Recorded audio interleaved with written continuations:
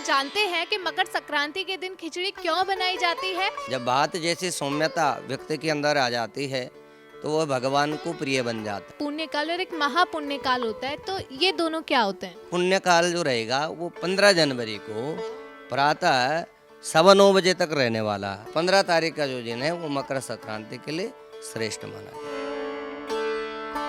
क्या आपके घर भी मकर संक्रांति के दिन खिचड़ी बनाई जाती है या कुछ दान आप देते हैं? लेकिन क्या आप लोग जानते हैं कि मकर संक्रांति के दिन खिचड़ी क्यों बनाई जाती है? तो यही सब जानने आज हम परम पूज्य आचार्य रंजीत शास्त्री जी के पास पहुंचे हैं। और उससे पहले आचार्य जी ये जान लेते हैं कि मकर संक्रांति है कब, क्योंकि बहुत बड़ा कंफ्यूजन बना हुआ है। हर बार होता है कि 14 या 15 तारीख की मकर संक्रांति है। और उससे पहले स्वागत है आपका द न्यूज़ वाला नेटवर्क। जी धन्यवाद आपकी पूरी टीम का, और साथ के साथ ही जो भी दर्शक हमें देख पा रहे हैं उन सबका अभिवादन। बहुत ही अच्छा सुंदर प्रश्न आपका है मकर संक्रांति को लेकर के। और मकर संक्रांति जहाँ एक बहुत ही बड़ा पर्व हमारे हिंदू धर्म शास्त्र में माना गया है। मकर संक्रांति के प्रारंभ काल से ही हमारा जो पौष का महीना है, खर मास जिसे कहते हैं, वो समाप्त हो जाता है। और मकर संक्रांति जिसे हम देवताओं की सुबह कहते हैं, उनका दिन का प्रारंभ काल हो जाता है, यानी हमारे जो भी मांगलिक कार्य हैं वो प्रारंभ हो जाते हैं। तो देखिए 14 तारीख जो रात तक है वो धनु राशि में सूर्य विचरण करेंगे और मकर राशि पर लगभग प्रातः 5 बजे के आसपास 15 तारीख को सुबह को भगवान सूर्यदेव अपने पुत्र राशि यानी कि शनि की राशि मकर में प्रवेश करेंगे। और जैसे ये प्रवेश मकर राशि में होता है तो इनका जो पुण्य काल है वो अगले दिन यानी कि 15 तारीख को माना जाएगा। ये पुण्य काल 9 बजे तक बहुत ही शुभ है।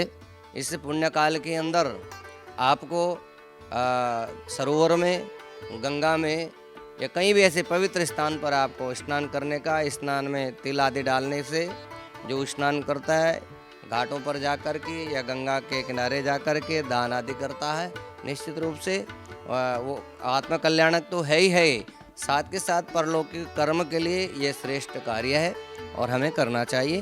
तो 15 तारीख का जो दिन है वो मकर संक्रांति के लिए श्रेष्ठ माना गया। आचार्य जी, जैसा मैंने अभी स्टार्टिंग में पूछा कि मकर संक्रांति में खिचड़ी क्यों बनाई जाती है, खिचड़ी का क्या मेन रोल रहता है? देखिए खिचड़ी जो है भगवान को लगाए जाने वाला एक प्रिय प्रसाद है। और खिचड़ी के अंदर सात रज तम आदि का सबका मिलन होता है, तो हमें अपनी तामसिक वृत्तियों को समाप्त करने का एक माध्यम माना गया है। और नई फसलों का भी आरंभ होता है इस समय। और खिचड़ी यानी भात जो है भगवान को बहुत ही प्रिय है। जब भात जैसी सौम्यता व्यक्ति के अंदर आ जाती है तो वह भगवान को प्रिय बन जाता है। भात यानी सॉफ्टनेस जब हमारे गुणों में आ जाती है, जब हम सरल हो जाते हैं, जब हम दयावान बन जाते हैं, जब हम काम क्रोध मोह आदि लोभ को त्यागना सीख जाते हैं, जब हमारे अंदर सरलता आ जाती है, तो भगवान को यही सब चीज़ें यानी कि निर्मल मन जन सो मोहि पावा, मोहि कपट छल छिद्र न भावा। तो जो सौम्यता भात जैसी हमारे अंदर आ जाती है तो भात का ही भोग भगवान को लगता है, भात ही भगवान को प्रिय लगता है। उसके अंदर जो कठोरता है, जो उसके अंदर कड़कपन है, वो समाप्त हो जाता है। भात को कितनी कठिनाई के साथ बनाया जाता है। पहले धान को कूटा जाता है, कूटने के बाद उस पर उबाला जाता है और उसके बाद वो बिल्कुल नरम पड़ जाता है। तो व्यक्ति जब अपनी इच्छा शक्ति को, जब अपने कुटिलता को, जब अपने काम को, जब अपने क्रोध को, जब अपनी वासनाओं को भस्म कर देते हैं तो वे भात के समान हो जाते हैं। यानी जब आपके अंदर भी वो सरलता आ जाती है, कोमलता आ जाती है, तब आप भोग्य भगवान के प्रति बन जाते हैं। धन्यवाद आचार्य जी। अब मैं ये जानना चाहूँगी कि एक हमने सुना है पुण्यकाल, ये मकर संक्रांति में एक पुण्यकाल और एक महापुण्यकाल होता है, तो ये दोनों क्या होते हैं?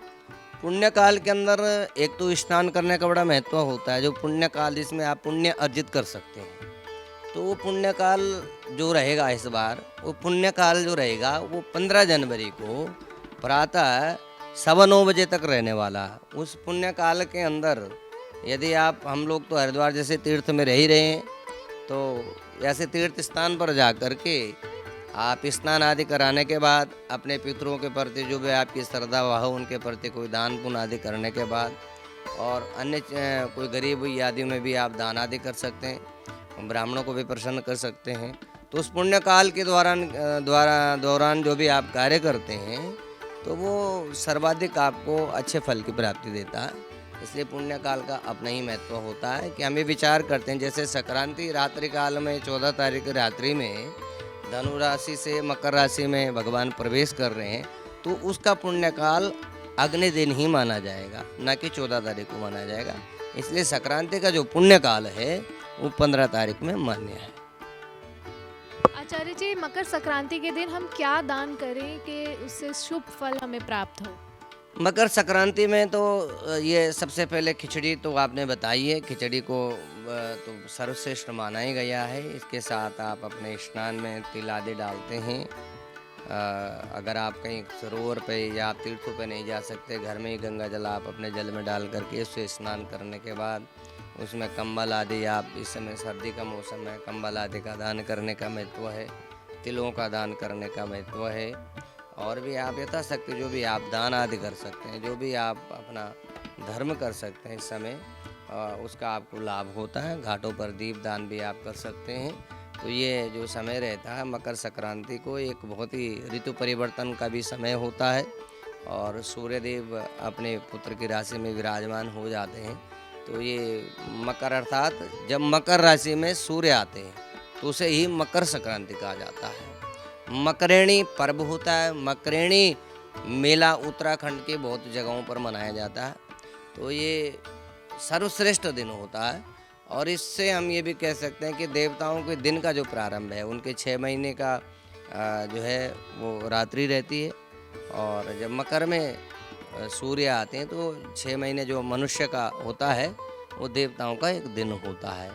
तो इसके साथ ही हमारे जो है मांगलिक कार्य सारे प्रारंभ हो जाते हैं। जो भी शुभ कर्म है, कोई गृह प्रवेश है, कोई नामकरण है, कोई मुंडन संस्कार है, कोई विवाह कर्म है, कोई जात कर्म संस्कार है, तो कुछ भी ये कर्म है तो मांगलिक कार्य अब प्रारंभ हो जाएंगे। और आप हम सबको मकर संक्रांति की बहुत बहुत शुभकामनाएं। धन्यवाद आचार्य जी। जैसा आचार्य जी ने बताया कि मकर संक्रांति के दिन आप क्या क्या दान कर सकते हैं और खिचड़ी क्यों बनाई जाती है, तो आप सभी लोग मकर संक्रांति के दिन खिचड़ी बनाइए। इसको लेकर कोई कंफ्यूजन आप अपने मन में न रखें कि मकर संक्रांति कब है। 14 तारीख की हालांकि रात्रि में लग रही है, तो बहुत से लोग ऐसा 14 में भी इसको मनाएंगे कहेंगे, लेकिन जो शास्त्रोक्त विधि है वो 15 तारीख को ही मनाना शुभ रहेगा और लोहड़ी का जो पर्व है वो 13 तारीख को ही मनाना शुभ रहेगा। इसमें किसी प्रकार का संशय हमें नहीं करना चाहिए। धन्यवाद आचार्य जी। सारे कन्फ्यूज़न दूर हो गए हैं। तो आप सभी लोग मकर संक्रांति के दिन खिचड़ी बनाइए, पतंग उड़ाइए और खूब आनंद लीजिए मकर संक्रांति के त्यौहार का। हम फिर मिलेंगे आपसे किसी और विषय को लेकर। तब तक के लिए आप हमसे जुड़े रहें और देखते रहें द न्यूज़ ऑन नेटवर्क। धन्यवाद। धन्यवाद आचार्य जी।